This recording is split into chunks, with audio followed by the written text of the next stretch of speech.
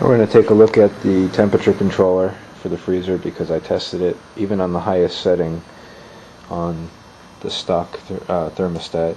It got to 20 degrees, so that's not going to work out.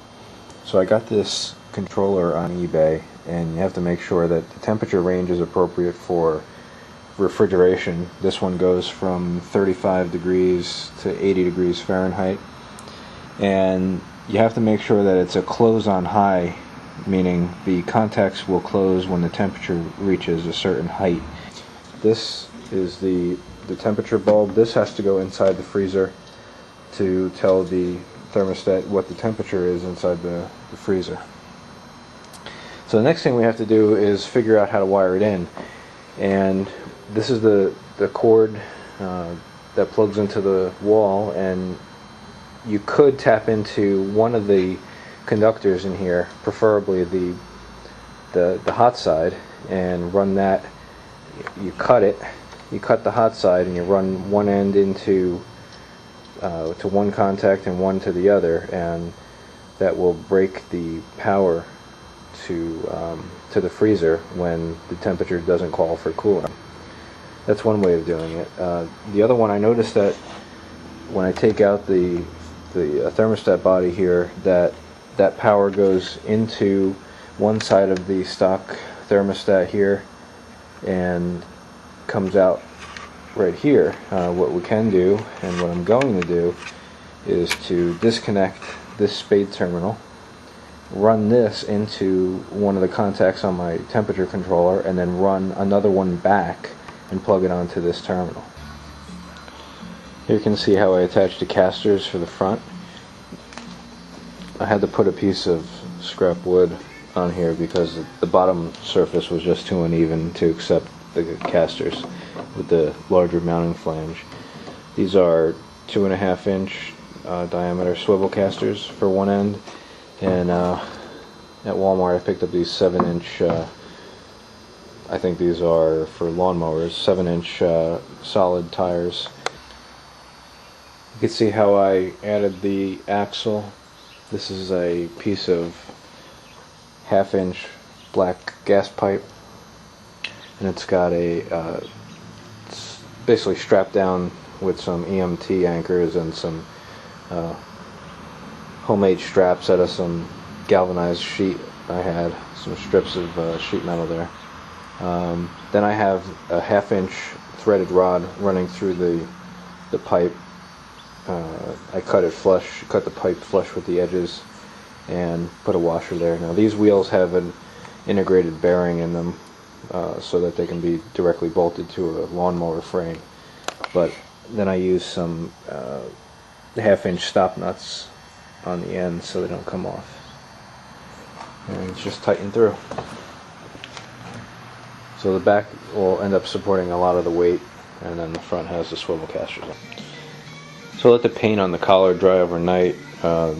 It's barely dry enough to work with, but I'm not going to wait until tomorrow just to get started on this. If you're using a spray paint, just because it's dry to the touch doesn't mean that it's fully cured. In fact, it's pretty susceptible to nicking and scratching right now, so you got to be really careful with it. First thing I'm going to do is I flipped it upside down, and I'm going to drill a few holes into my mounting cleats here, all the way around, so that when I flip it back over onto the lid I can put a few screws in. I pre-drilled some holes, made some marks where I want it to line up so I know exactly where to put it back together, and now I'm just going to lay a bead of caulk all the way around the edges just as a air seal.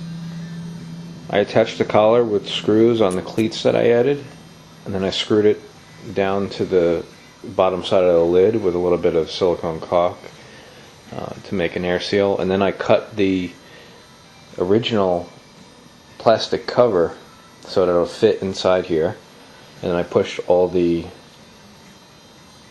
little button clips back in, at least the ones that I found. There were 4 screws down the front, so I replaced those, and then I just ran a bead of caulk all the way around at the joint. It's not beautiful, but it's going to seal the air in as well as the original. Now before I put these hinges back on, I just happened to notice that they hid the foam insulation holes right behind the locations of the hinges, and this would probably be a great place to penetrate the freezer with our thermostat bulb. This is off the new controller, and it looks like I only need about a 5/16 or 3/8 hole in the chest for this bulb. And instead of running it up and over the side where it could get damaged after a while, and I don't really like making such a tight bend, tight radius on this on the connector tube, so I hollowed out the foam here just to make sure there was nothing, no cooling or any other kind of coils in there that I don't want to pierce. So I used a screwdriver to chisel all this foam out, and I realized that it goes all the way through to the inside wall. So what I'm going to do is use something sharp like an awl and push so I can make a mark here, and I'll hit that with a hammer so I can mark the whole spot, and then I'll drill a nice clean 3/8 hole through the plastic wall of the freezer. You can see I drilled a 5/16 hole, which is exactly the right size, or I should say large enough to get this bulb through.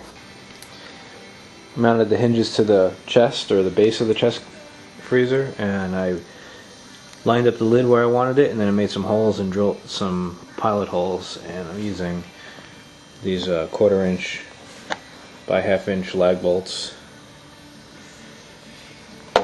As you can see, that's how they thread in. Now I got my hinges all ready to go, but before I attach the lid permanently, now's a great time to start thinking about how I'm going to put the gasket, the stock gasket, back onto the bottom of the collar, if that's even possible. Otherwise I'll have to go get some rubber weather stripping from Lowe's or Home Depot and attach that to the bottom of the collar. I also want to start threading my shanks in. These are 3-inch shanks, and I got these at Superior Products. I think they're about $12 each, and they're the cheaper ones. I think it's chrome over brass, but I didn't want to spend $25 on all stainless ones. Now we're getting somewhere. I was able to reattach the factory gasket to the bottom of the collar, and I did that by putting some staples in. You can see it lines up pretty well to the very outside edge. And I also put the 4 shanks in to the front. Last thing I did before I'm going to put the lid back on the hinges is to install some clamps or straps to the lid. These are for 1/2 inch cable, and a single hole holds 2 of these, and I'll just run the beer tubing, the beverage tubing down the lid, and I put some, these are PVC straps. I think that's for 1-inch pipe, so a little bit of play so you can feed the tubing through and leave it loose at the hinge end. Okay, time to put the faucets together.